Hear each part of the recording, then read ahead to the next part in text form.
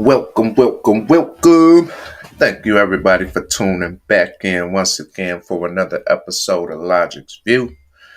Today is Tuesday, and December 10th, 2024. And I didn't do a show yesterday. Did a ton of research and it's a ton of stuff going on. Watched a family movie and did a ton of research into a couple topics I'll probably discuss at the end of this video. But everybody see it's a lot going on in Syria, a lot going on globally. So I was deep in the research and a lot of things. But anyway, I want to jump right into Michigan. That's what we like to focus on Logics View. And we got a video I want to play from the Steve Grow with Representative Matt Hall discussing the lame duck legislation and things of that nature. What are the Democrats up to? What do you think they're going to try? What is their priority over the next week or two in lame duck? Well, their initial priority was spending hundreds of millions of dollars to give to big corporations like GM to tear down the Renaissance Center and several others, and trying to extend that fund that would give money to corporations for another 10 years to the tune of $6 billion total for over 10 years. Once we won the House, we haven't taken control yet, but I wanted to set a tone before we do in January. And that tone is those days are over. We need to be focused on value for our dollars in state government. And we need to put the right things first as priorities. What Whitmer and the Democrats did, they spent a $9 billion surplus last year. We don't have as much money as we did during the height of the pandemic, and our local and county roads are still not fixed. So our plan is let's put all the money that we have for discretionary money into the roads first. We can fund the roads without raising taxes. We can dedicate that permanently.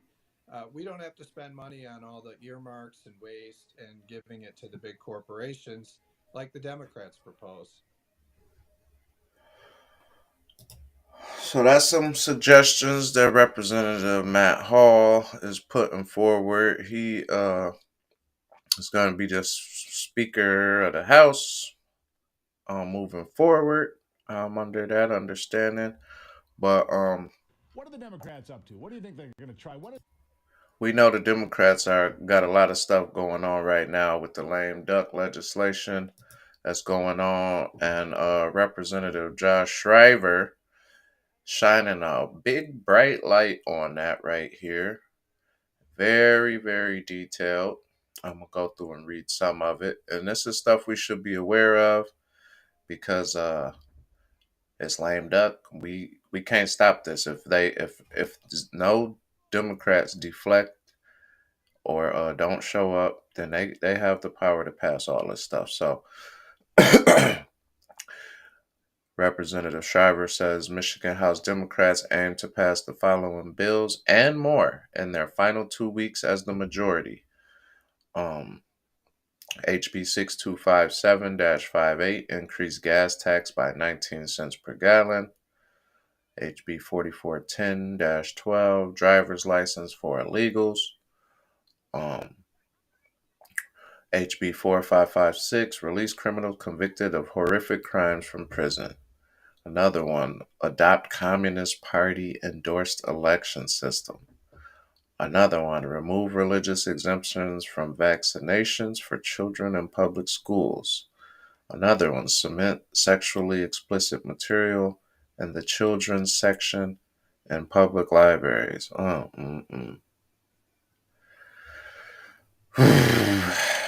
All types of horrendous legislation. Look at this one. Trans driver's licenses. What's that all about? Supporting sodomy. Wow. Gun confiscation without due process. So all this can be looked into, delved into further. Look at this. SB 707. $1,000 fines for election misinformation. That is crazy. Well, the good thing about that is they would have to prove, if they took me or tried to find me, they're going to take me to court and prove that it was misinformation because, we got so much proof that they the ones spreading the misinformation. We spreading the facts and truth. A lot of the citizen journalists are. Oh, here's that infamous HB 6168, 10 million for tampons in boys' schools and restrooms, boys' school restrooms. It's another one. They're gonna try to increase the gas prices, or not the gas price, registration fees. Automotive and annual registration fees is gonna go up $1,000. I mean $100. Um, so it's a lot of legislation going on right now, trying to be pushed. Today is Tuesday. This is when they enter in the session, Tuesday through Thursday. This is the number right here, 517-373-0857, or call 517-373-0135. You can ask for these bills to be pulled from the agenda. You can urge your representative to vote no. You can voice your opinions, and let your friends and family members and your bosses and your coworkers, let people know about what's going on. Don't matter which party you are part of. We need to be aware of this stuff. It affects our livelihood. It affects our future. It affects our lives. It's a lot of horrendous legislation on here.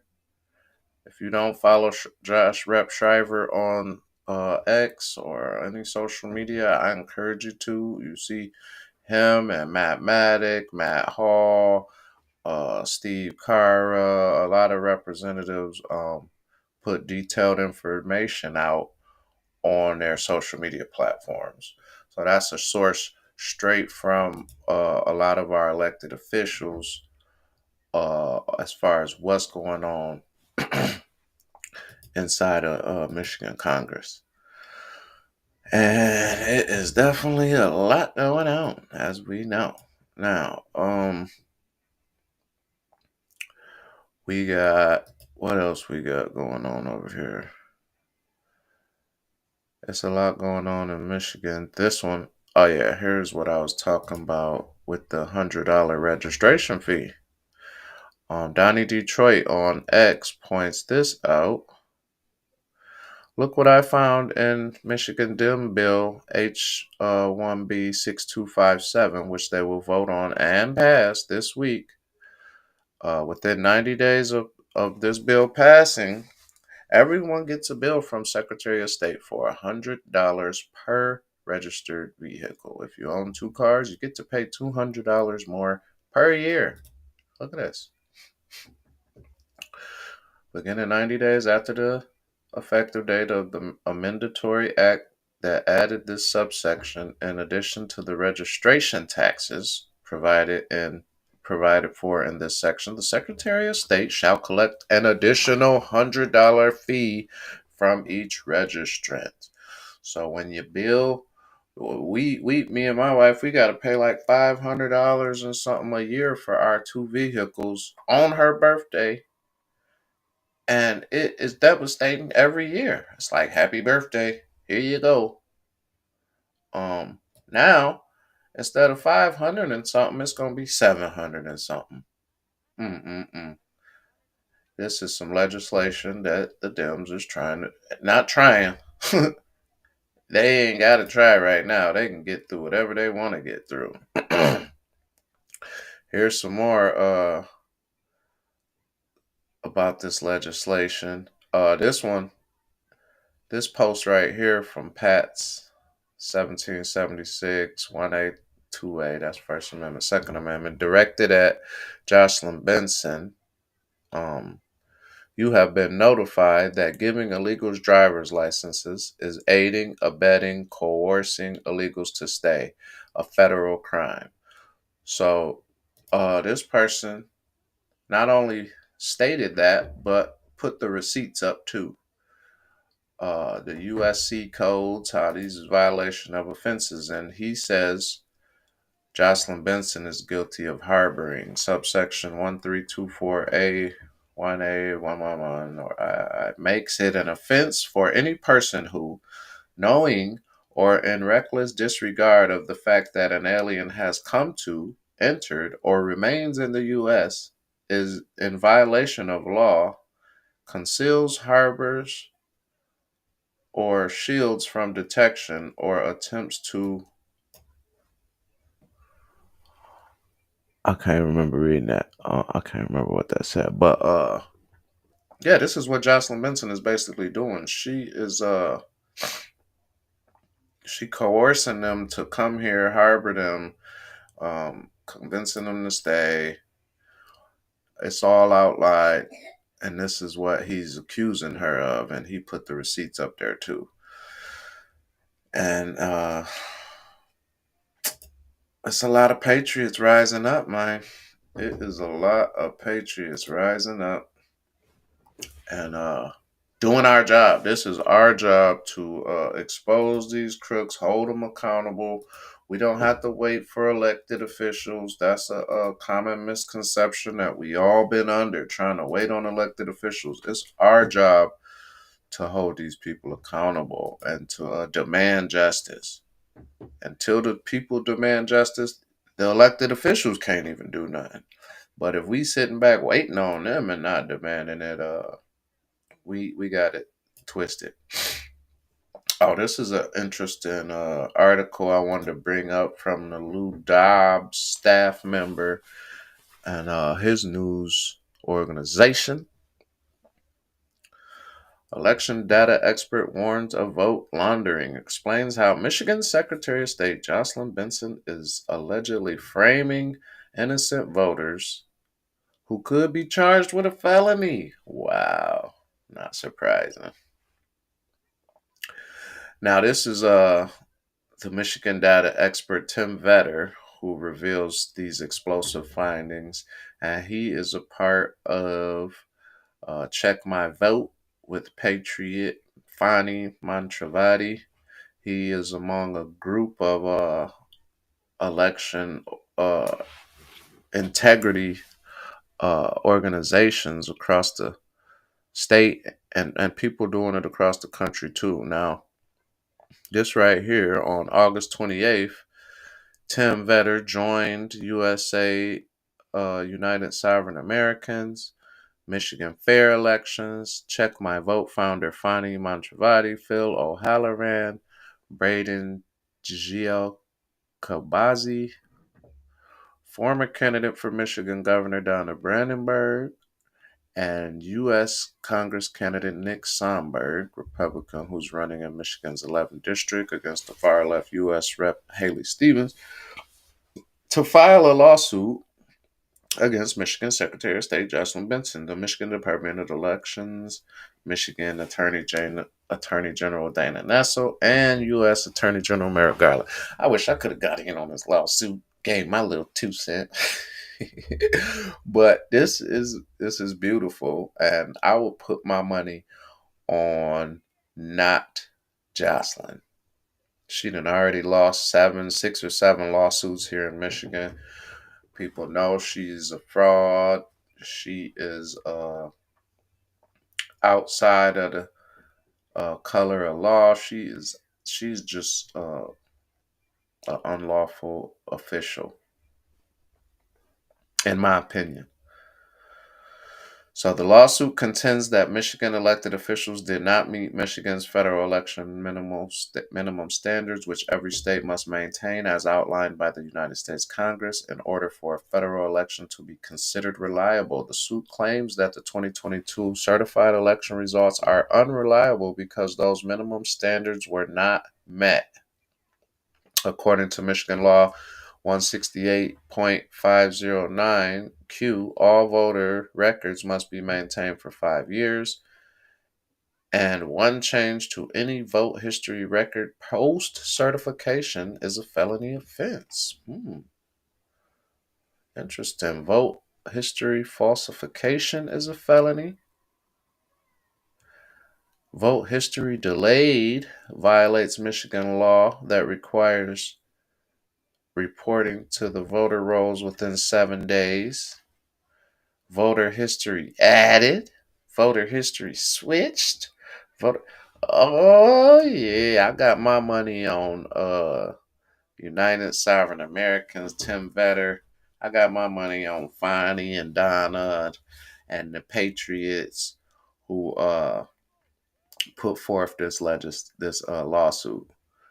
We know that Jocelyn is guilty of a lot of this stuff, and I'm glad they included Dana Nessel as well because she's guilty of covering up information and investigations brought forward. She is guilty of contempt and interfering with investigate. Man, she's sweeping it under the rug. It got to be a charge for people turning in information and you sweeping it under the rug. Now, while we talking about Jocelyn and Dana, can't forget about Gretchen, but the Midwesterner put out an article how Jocelyn Benson says she wants to listen to Michiganders, yet she then censors the comments. And I know this is true because last week I couldn't even comment on she wouldn't even let people comment on her ex posts. She put out stuff talking about how strong and how trustworthy and credible the Democrat Party is, but had the comments cut off so you couldn't even say it because she know Michiganders was going to unload on her. All she do is lie, compulsive, delusional liar. So this article was put out by the Midwesterner, and uh, it's just highlighting the hypocrisy of Jocelyn Benson. Yeah, here's the post. Proud to be a Democrat, but she wouldn't even let people comment. She don't want to hear from nobody. She's just a puppet. She probably hate being in the public because she got to hear from down to earth actual Michiganders. But I can't even stand looking at her, man. I look forward to the day that these people are brought to justice. Not just losing their positions, but brought to justice, man. These people was guilty of crimes against humanity. Gretchen, Jocelyn, and Dana. Horrendous crimes against humanity. I just wanted to bring this post up, man, at prayers, request prayers for this family. Oh, and if anybody is able to help financially, it's a blessing to help people through these tragic times that we can all face. But this family, I believe the wife passed away not too long ago from cancer, and she was only 47, and then a house caught on fire, and they lost everything. I think they lost everything first. We read the article. And an unfathomable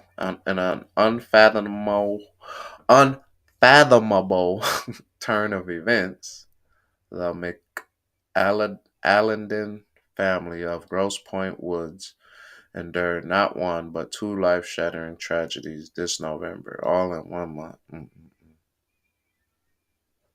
On Thanksgiving Day, Christina McAllendon, 47, passed away after a fierce battle with breast cancer, leaving behind her husband Michael and their three daughters, Ella, 15, Caitlin, 13, and Molly, 11.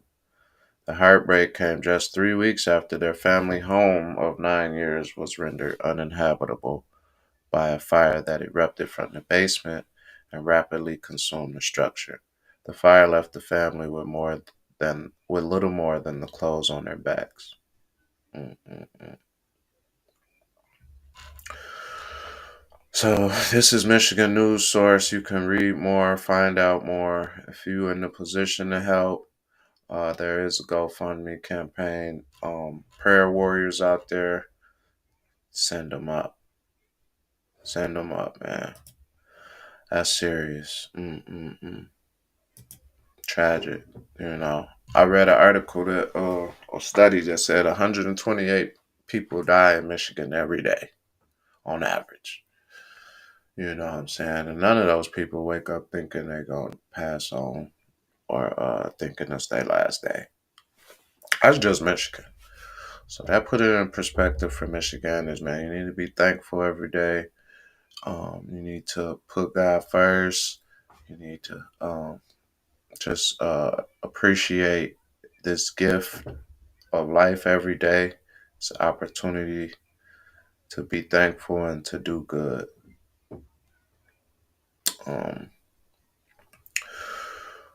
So prayers for that family. Moving on. This is a report put out today. Fox 2 Detroit. Sheriff calls for end to visa waiver program after Chilean gang targets high-end Oakland County homes. Now, we've been hearing about this for a while, and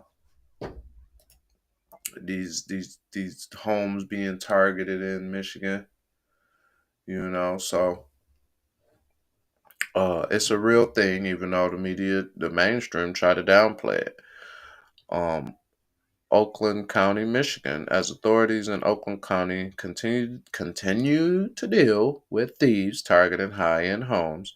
Sheriff Mike Bouchard is calling for an end to a program that he says is allowing the suspects into the United States.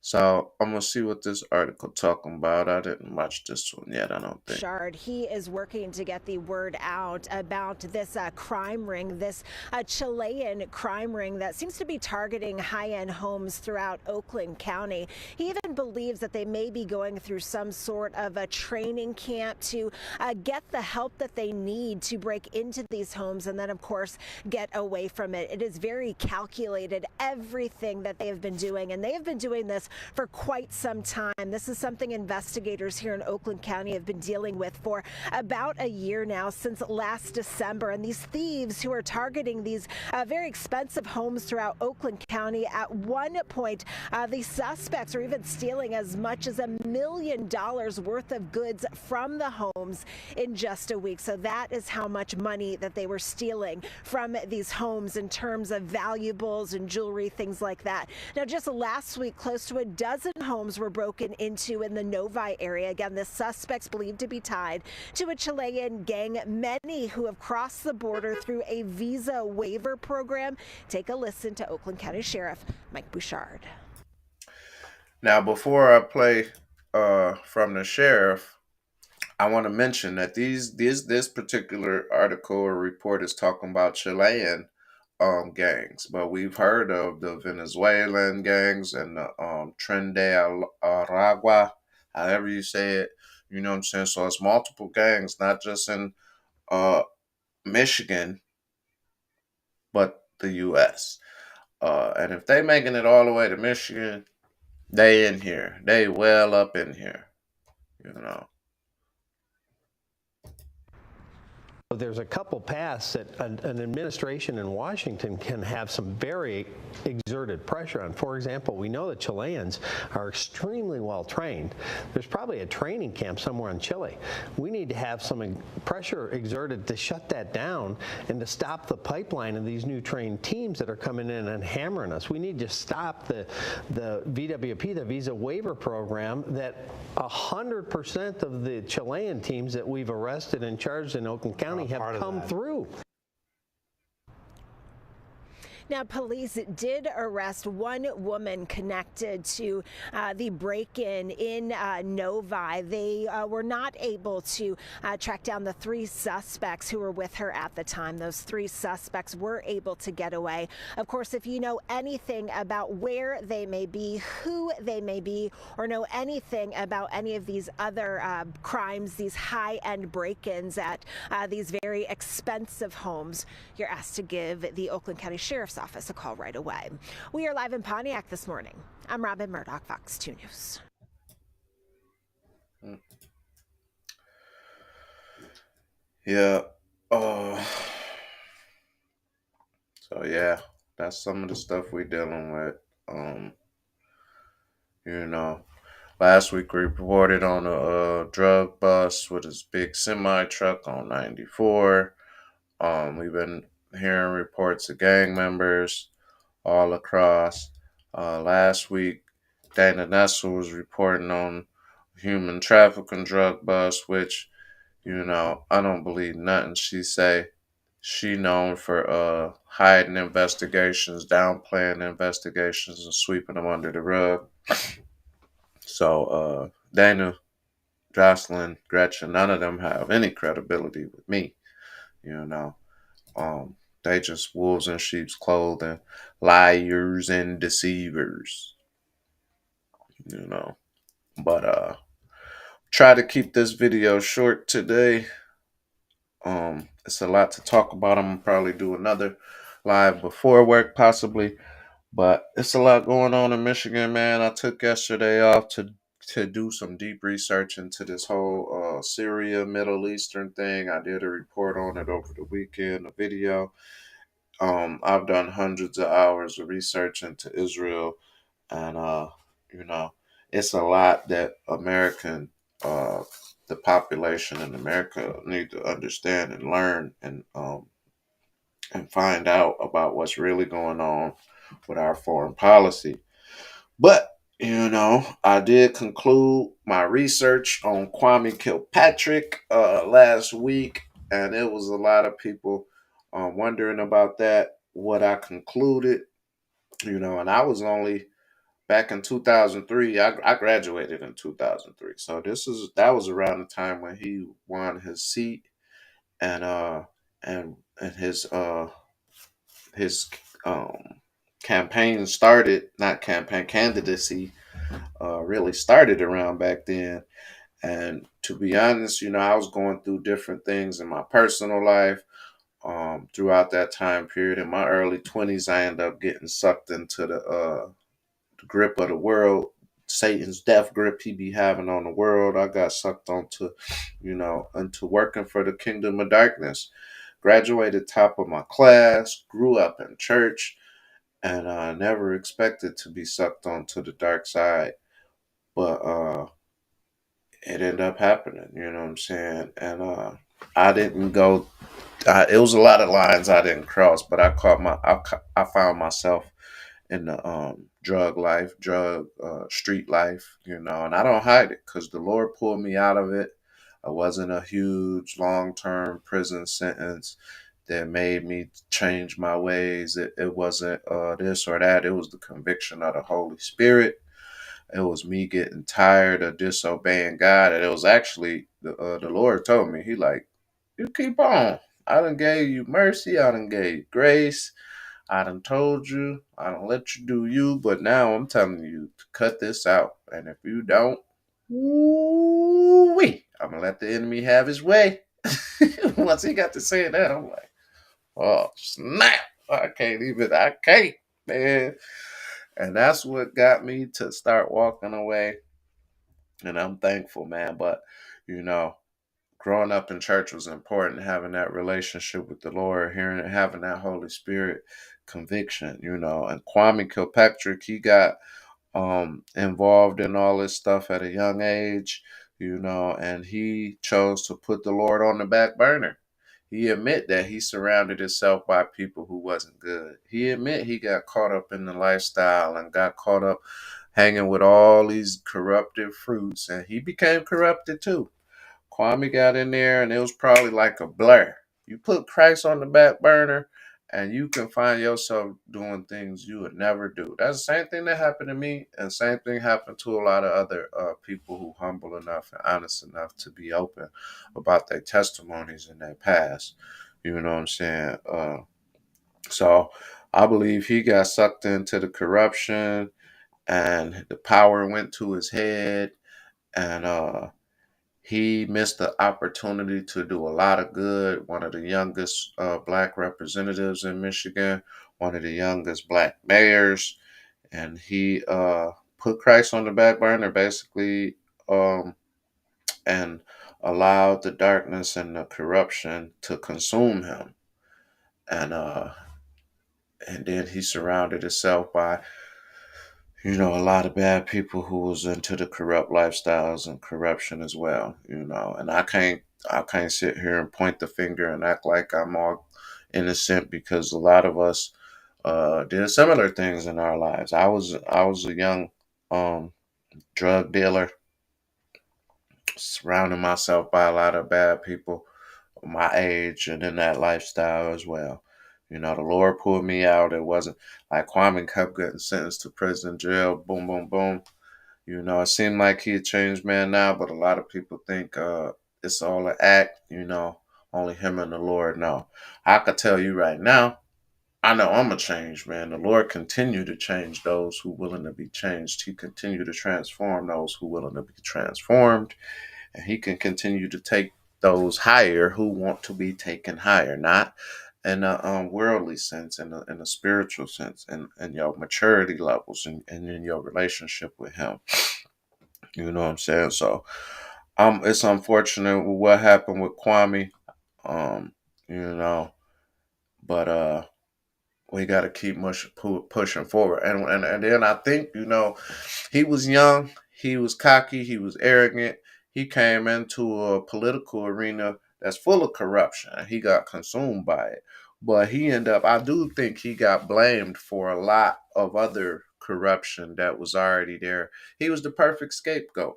He in here flashy, uh, wild, arrogant, and perfect fall guy.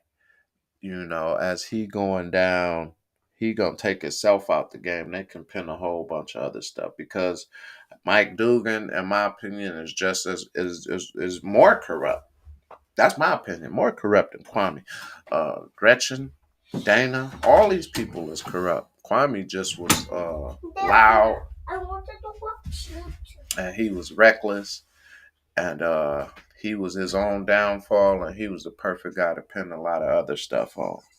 So that's my thoughts on Kwame Kilpatrick. I'ma still try to reach out to him, but see if I can get an interview. But that's that.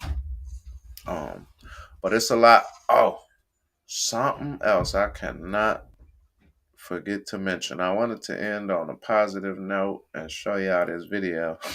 Let me do that real quick. This is the best impression I done heard from a black dude of Trump in ever. Hey, babe, can you do a Trump impression for me? It was a tremendous win. Kamala feels that we won big. We all won big. The tremendous people. We won a great race. It's going to be a tremendous election. We won it huge. I like her a lot, but I don't like her. It's great people, but it's also stupid people. And we won huge. Kamala's mad, but we won big. We'll see you, and we're so back. We're so back. The tremendous people. I can't hear it. No, I can't hear it. I know, Marty. You got to take that out there. Daddy busy. I told you I'm doing a show. All right. Yeah. So that was that, man. That was funny. My man did a good job with the Trump impression. But last thing I want to show, man, this is important. I might have to do a whole nother show on this. Okay, Daddy. Go out there, son. But I'm playing the game. You turn on the TV, boy. Boy, I'm gonna beat you. I can't open it. Set your tablet down and go. Okay, there you go. Daddy love you. Be right out there, okay? All right, now this is crazy right here. Y'all can see this. Y'all can see this. That's another picture I got to show y'all too, because this ain't it. Most worshipful Prince Hall Grand Lodge free and accepted Masons of Michigan conferring the 3 Masonic degrees at the historic Masonic Temple in Detroit, Michigan. December 8th. On November 30th, under the leadership of the most worshipful. It's hard for me to even read this. It just feels evil. The Masonic Temple in Detroit, which is the largest Masonic building in the country.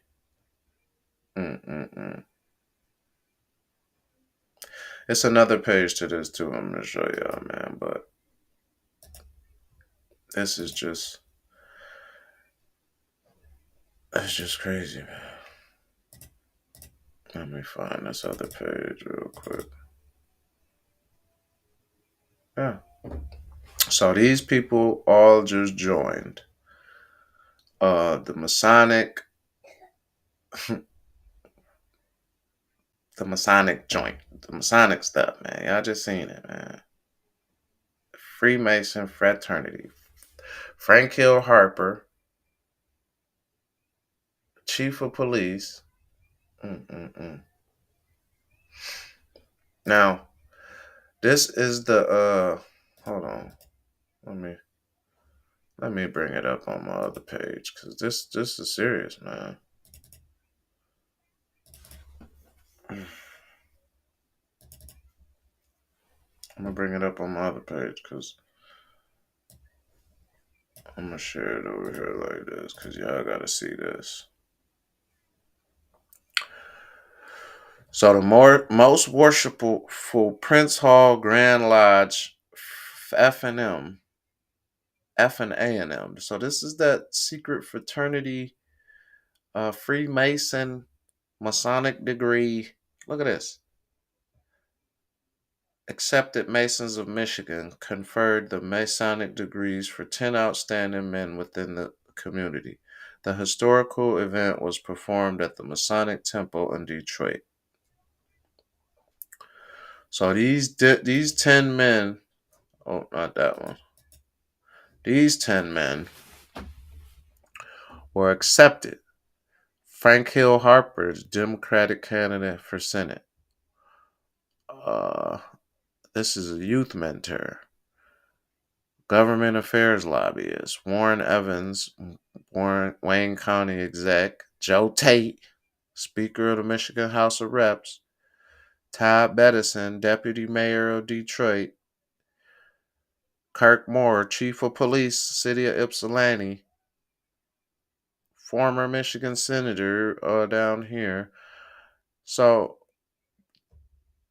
this, again, is the most worshipful Prince Hall Grand Lodge Free and Accepted Masons of Michigan.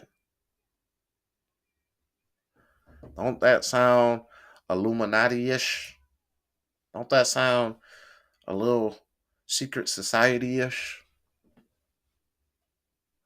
Our esteemed institution has held the ranks of Michigan's top activists, community leaders, and civil servants. Since our establishment in 1865, our fraternity has been focused on the improvement of its members and their communities. So they try to do good things, man, to deceive the masses who don't look beneath the surface. It's sickening, man. Chief of police, youth mentors, government lobbyists. This is part of that satanic temple. I guarantee you. Man, former running back. These people work their ways up into all walks of society, walks of life, under the guise of being backpack drives and scholarships. They do good stuff, so they accept it. Man, boy, I tell you. All right, man, that's about it. I'm about to get up off of here. I did a lot of research in Israel. If y'all don't know what this stuff is about, the Schofield Bible, Zionism, man, Syria, all this stuff. Israelis spitting on Christians is a custom. Boy, I'm telling you, if y'all, following Logics View, y'all gonna get awakened to a lot of ugly stuff, man. The truth is ugly. Look at this post right here. What if the USA slash it? Ooh, boy, that's too Too much truth. I don't even want to say it. Too much truth. Candace Owens, she rising. Her podcast done took off because people want to know the truth. People tired of being lied to. She exposing the truth regarding Israel. As she learned it, she exposed it. Woo. It's so much. I don't even want to get on this subject again. But this subject, y'all better learn about it, man. America ain't as good as we've been taught. Our foreign policy is controlled by the deep state, man. That's why we go around destroying our enemies. Those who don't want to get down with American democracy policy, they get terminated, took out. African presidents, Middle Eastern presidents, all over the world. Get down or lay down. That's how my American foreign policy works. Get down or lay down. We've been brainwashed all our lives. Yeah. And if you don't want to realize that and accept that and research into how you've been brainwashed, and you're going to continue to stay brainwashed, and you're actually part of the problem. You're actually part of the problem. I saw Secretary Rumsfeld, and This, if y'all right after 9/11, about 10 days after 9/11, I went through the Pentagon and I saw Secretary Rumsfeld and Deputy Secretary Wolfowitz. I went downstairs just to say hello to some of the people on the Joint Staff who had used to work for me, and one of the generals called me in. He said, "Sir, you got to come in. You got to come in and talk to me a second." I said, "Well, you're too busy." He said, "No." He says, "We've made the decision. We're going to war with Iraq." This was on or about the 20th of September. So I came back to see him a few weeks later, and by that time we were bombing in Afghanistan. I said, "Are we still going to war with Iraq?" And he said, "Oh, it's worse than that." He reached over on his desk, he picked up a piece of paper, and he said, "I just got this down from upstairs," meaning the Secretary of Defense's office today, and he said, "This is a memo that describes how we're going to take out 7 countries in 5 years, starting with Iraq and then Syria, Lebanon, Libya, Somalia, Sudan, and finishing off Iran." I said, "Is it classified?" He said, "Yes, sir." I said, "Well, don't show it to me." And I saw him a year or so ago, and I said, "You remember that?" He said, "Sir, I didn't show you that memo. I didn't show it to you." I'm sorry, what did you say his name was? I'm not going to give you his name. So go through the countries again. Well, starting with Iraq, then Syria and Lebanon, then Libya, then Somalia and Sudan, and then back to Iran. Right after. Oh, that video is worthy to be replayed in classrooms and on podcasts all across America, man. Because this explained, like this general was dumbfounded as to why we was gonna do this. But this sum up our foreign policy. The deep state enacted this policy. They got plans, and it's up to us to awaken to this stuff and stop it. Marty, turn that down. But anyway, I gotta tend to my daddy duties, as y'all know. But I put a lot of stuff on Facebook, X, Telegram. If y'all not following me on multiple platforms, please do so. And that just wraps it up for today. You know what I'm saying? God bless y'all. Thank y'all for tuning in. Hold the line. Oh, and call them numbers, man. I'm about to make some phone calls to the legislators, Democrat and Republicans, about this lame duck legislation and about other stuff too. We gotta do our part. God bless y'all. Thank y'all for tuning back in once again to another episode of Logiks. If you guys enjoyed this episode, please like, share, drop comments, and even prayer requests down below. Thank God for tuning in. The Logic Blue. God bless.